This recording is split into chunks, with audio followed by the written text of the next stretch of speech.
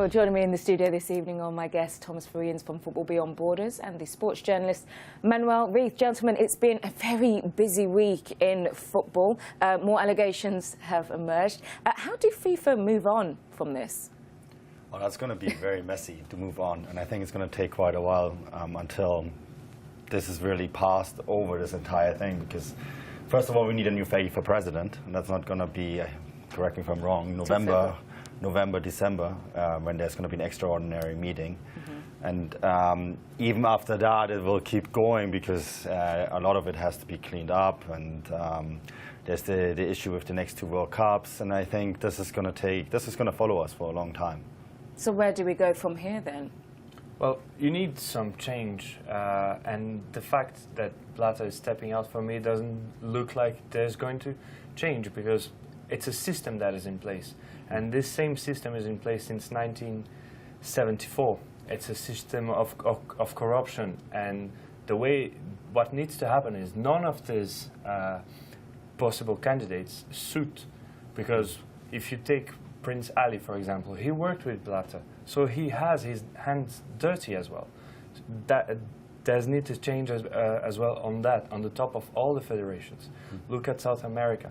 Most of the presidents are there for the past 20 years, or the same political groups are there from the past 20, 30 years, since the end of the dictatorship. So what needs to be done if a lot of these candidates are, as you say, got their hands dirty because they've worked under Blatter? I mean, what is the answer? Who can we turn to guide FIFA into a brighter future, so to speak? I think it's very, it's going to be very hard to deal with this issue.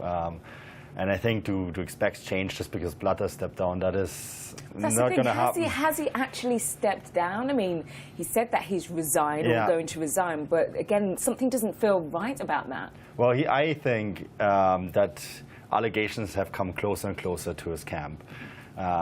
There's been stories out that the FBI and the Swiss authorities might be investigating him. I think from what happened from Friday when he was re-elected to Monday when he stepped down, something in between happened.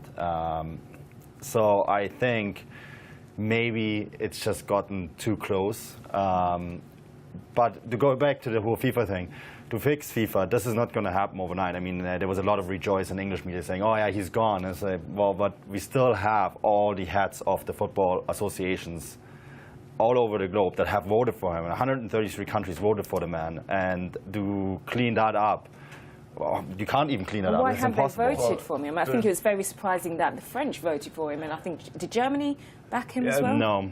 So, and Spain, that was it. They backed him. So it's a lot of surprises there. Well, to be honest, the reason why most of the countries that voted for Blatter was you need to trace it back to 1973 when Avalanche. We weren't born then, but yeah. Yeah, we weren't born, but Avalanche, who was Blatter's mentor, he actually created a system in order to win his election against the British Stanley Ross, who had the backing of UEFA.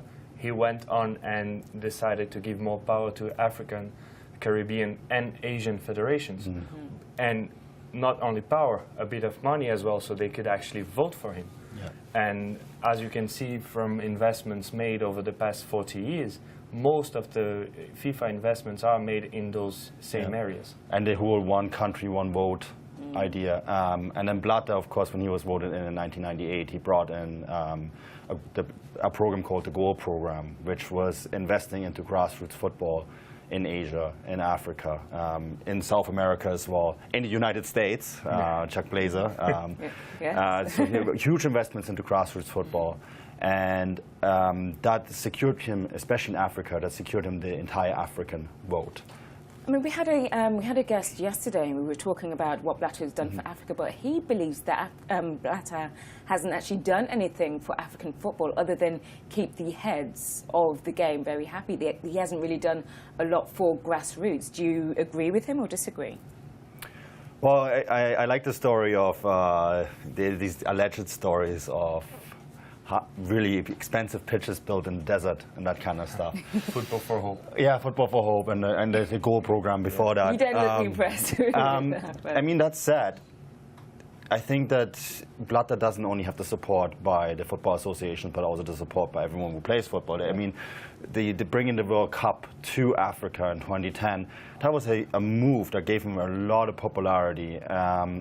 Opening more space as well in the World Cup for African countries. You also, before Africa, you had Korea and Japan as well. Yeah. They had the World Cup there. So it's actually opening up a bit football to parts of the world that UEFA wasn't interested. For UEFA, the football was only for Europeans.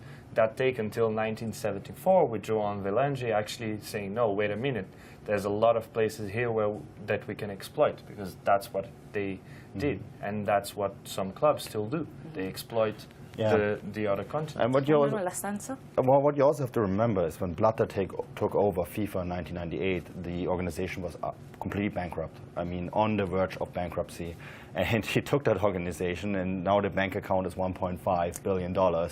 They run a profit every year. I mean, we on this entire conundrum, we forget that he actually managed to take this. I don't want to defend Blatter, because I think this entire idea of running an organization based on corruption and on paychecks. But there is also the fact that FIFA is now a profitable organization, and that is something that we have to keep in mind. And this is, I think, also why a lot of football associations, even outside of Africa and Asia, voted for him, because they remember that. They realise that he is a businessman. Yeah, absolutely. Well, gentlemen, thank you very much.